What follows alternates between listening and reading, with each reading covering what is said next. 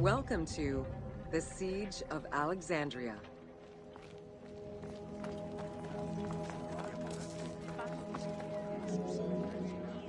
Among the collection of writings attributed to Julius Caesar are his descriptions of the Siege of Alexandria, the Gallic Wars, and the commentaries on the Civil War. These archives contain information on different campaigns, the wars of Alexandria, Africa, and Spain. Each of them recounts Caesar's military activity from 58 BCE to 45 BCE. Though Caesar's documents remain a main source of information, it's important to note that the perspective is limited. It is necessary for other historical documents to be taken into consideration to provide a better understanding of events.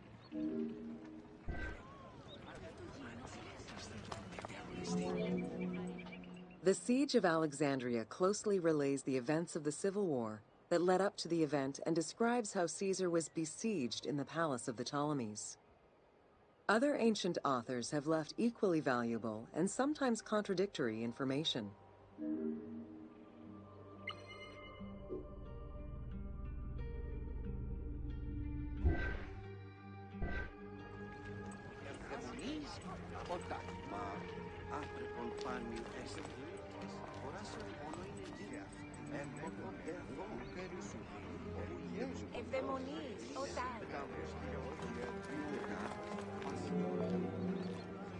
In the events leading up to the Siege of Alexandria, Cleopatra VII and her brother were fighting over control of Egypt.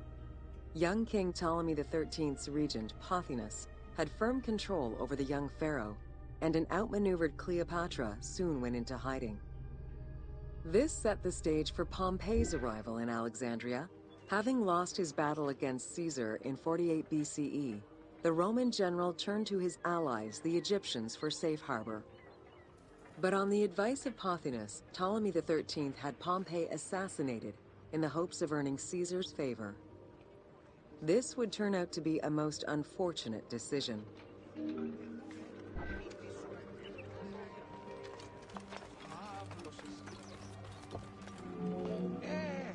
Upon his arrival in Alexandria, Caesar was presented with Pompey's head. The sight of a Roman murdered by Egyptians did not sit well with him. Caesar made his displeasure clear, ordering the return of Cleopatra, and for the siblings to resolve their differences and resume their co-rule of Egypt, as per the will of their father. Neither Pothinus nor Ptolemy XIII wished to accede to this demand. While doing his best to aggravate Caesar, Pothinus secretly plotted against the Roman ruler and sent word for Egyptian general Achillas to bring his 20,000 men to fight on his behalf. While Pothinus plotted against Caesar, Cleopatra made a bold move.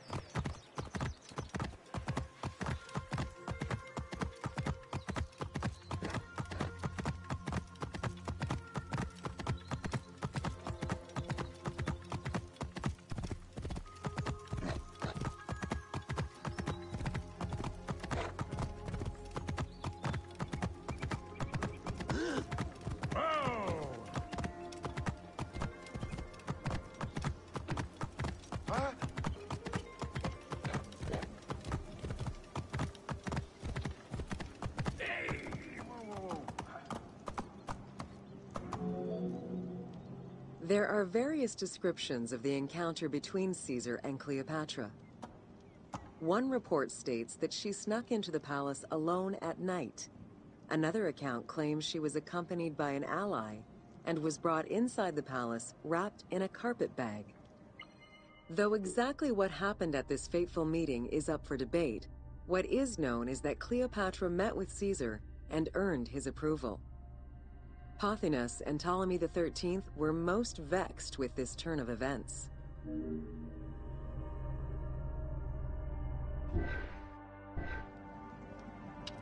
Yeah. Yeah. Whoa. Yeah.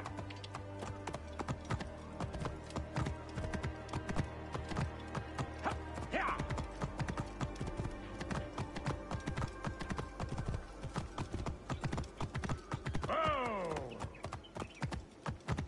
Oh. Yeah.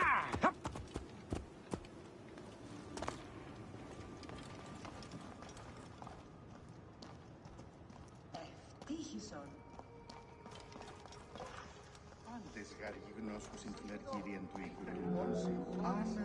With Cleopatra finally present, Caesar chose to act as mediator between the siblings in the hopes of a peaceful resolution.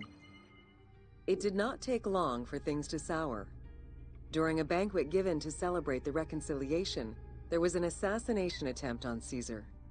It was the Roman leader's own barber who thwarted the attack. Once it was revealed that the king's regent, Pothinus, had ordered the attack, Caesar had him executed. He then placed the young king under guard.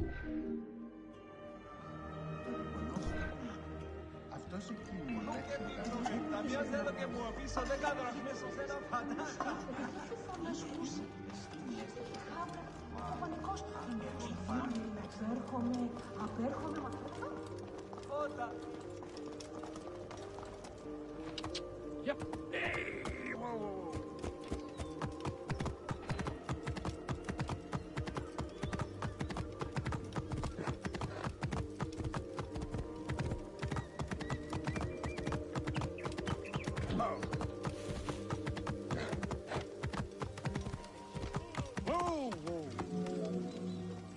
Caught within the palace with roughly 4,000 troops, and with the knowledge that the arrival of enemy forces was imminent, Caesar sent for help from Syria, Rhodes, and Cilicia. He ordered his men to dig a ditch around the palace and build a wall leading to the harbor. This would ensure Caesar's access to the sea. When Egyptian General Achilles arrived in the city with 20,000 men, the battle for Alexandria began.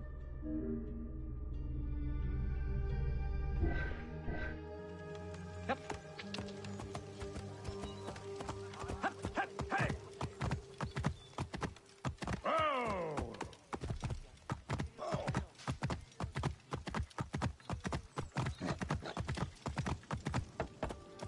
Yeah. With so few men at his disposal, Caesar could not risk a battle just yet. He sent ambassadors to Achilles in the name of Ptolemy to propose a truce. Knowing that the orders did not come from the young king, and angered by the pharaoh's imprisonment, Achilles had the messengers assassinated. With Caesar confined within the palace, Achilles positioned his troops around the city. Skirmishes broke out throughout the streets of Alexandria and went on for several days and nights. Though they were outnumbered, Caesar's men were able to hold the enemy back. This prompted Achilles' next move: capture the Roman fleet stationed in the harbor.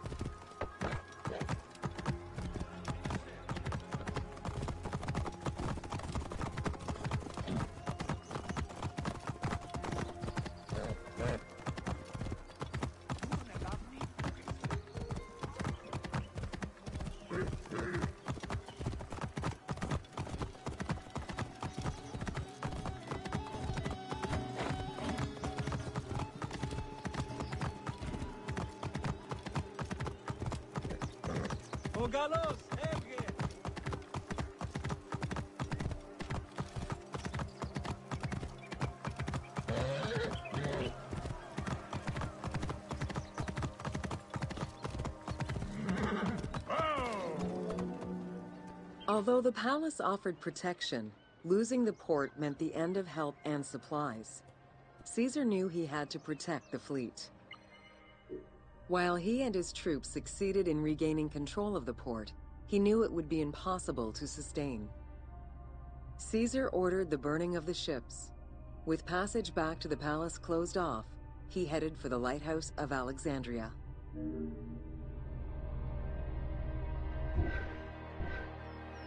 Yep. Yeah. Yep.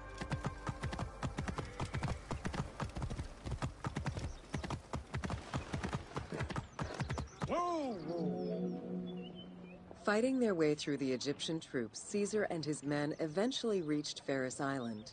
There, they took refuge within the lighthouse. With easy access to the open sea, Caesar was able to send messages to his allies requesting reinforcements and more supplies. The island fort also allowed him to control access to the harbor by relying on the chains used by the Egyptians to control ship traffic to and from Alexandria's docks. Yep. The exact chronology of events during the war in Alexandria remain imprecise. Conflicting accounts raise questions as to when, and even if, the Great Library of Alexandria was burned down at all. One account states that during the fighting, docks and warehouses were burned, and this was the fire that spread to the library. In another account, when Achilles cut off the harbor, Caesar had to leave the safety of the palace to defend his ships. As the enemies battled across the port, their arsenals set ships ablaze, and this destruction spread to the library. Yeah. In either case, the Great Library was not completely destroyed. Experts point out that its location was too far from the harbor, and much later texts refer to the Great Library as being intact. Warehouses near the harbor contained manuscript copies awaiting export, and it is more likely that these documents were destroyed than the Great Library itself. Yep. Hut, hut, hey. Hey. Whoa, whoa. The destruction of the Great Library may have been due to a number of fires over the ages. Its end was probably closer to the 4th century CE, when the Christian Emperor Theodosius I ordered the closure of all pagan temples. While some documents survived after being moved away, it remains unclear just what knowledge may have been lost.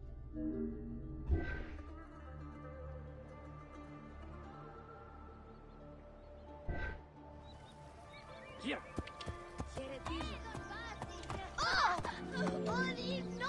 Where there are accounts of Achilles being in control of the battle against Caesar, it appears that instead Cleopatra's sister, siding with her brother, had him killed and put her ally Ganymedes in his place.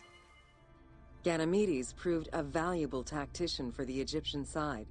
It was his idea to cut Caesar's access to the harbor, thus trapping Caesar at the palace.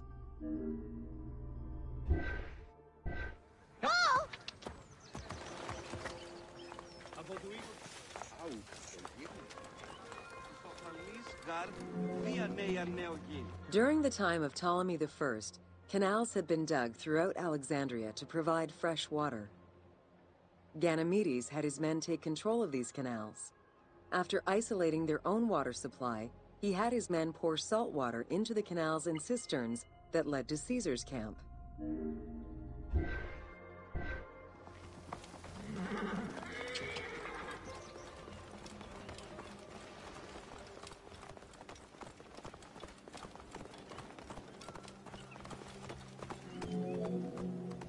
Panic erupted in Caesar's men. They wouldn't last long without fresh water. Recognizing that the porous limestone could help them, Caesar and his men dug wells to restore their water supply. Days later, the 37th Legion, comprised of Pompey's soldiers, arrived by ship. Unable to come ashore due to the winds, Caesar risked going out to meet them on the peninsula, Cape Chersonese. When the enemy learned Caesar's location, they rushed to intercept. Despite an obvious advantage for the Alexandrians, Caesar, with a Rhodian ship full of skillful sailors, emerged victorious.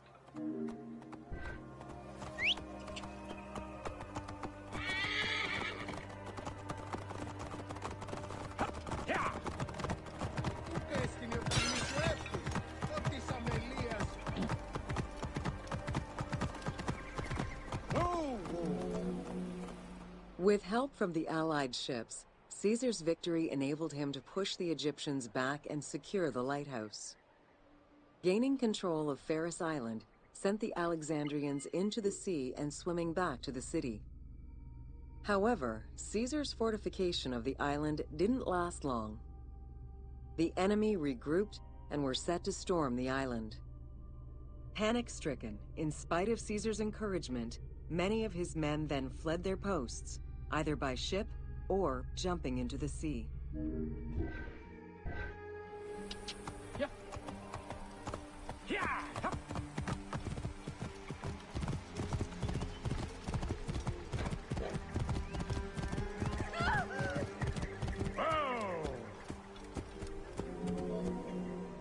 Caesar attempted to retreat, but Port Eunostos' harbor was overrun with enemy ships, preventing escape. Reportedly, Caesar gathered his papers and leapt overboard in an attempt to swim to an Allied ship farther out. Historian Cassius Dio claimed that Caesar would have drowned if he hadn't been able to remove his purple garment. Still, he managed to swim the distance and survive. The Alexandrians recovered the cloak and used it as a trophy to commemorate the Roman debacle.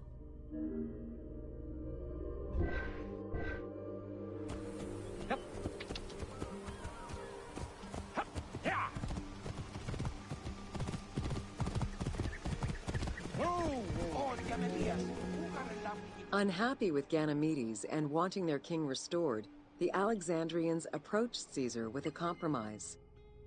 Caesar agreed to release Ptolemy XIII after entreating him to spare the kingdom and remain loyal to Rome. Once freed, however, the king defied the agreement and continued the war. Yeah.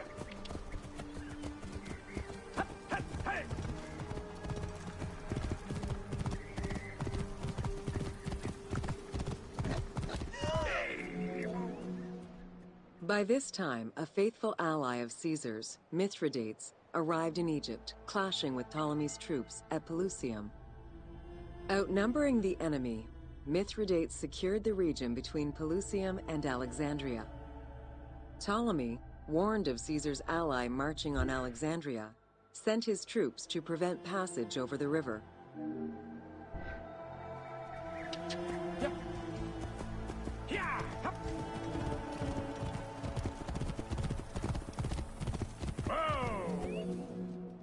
Mithridates warned Caesar in time, and the two groups confronted the armies of Ptolemy in the Delta. In the Battle of the Nile, the Romans gained the upper hand, sending the Egyptians fleeing. In the tumult and panic, King Ptolemy XIII drowned in the Nile.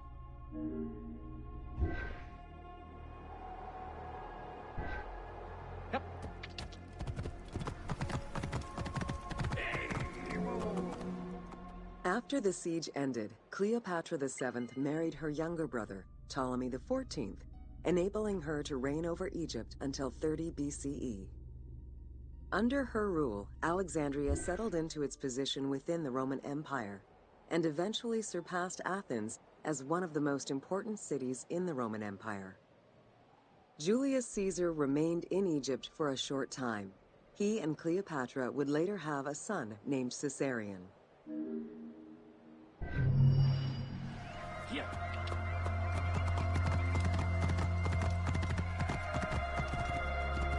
My kingdom for a glass of water.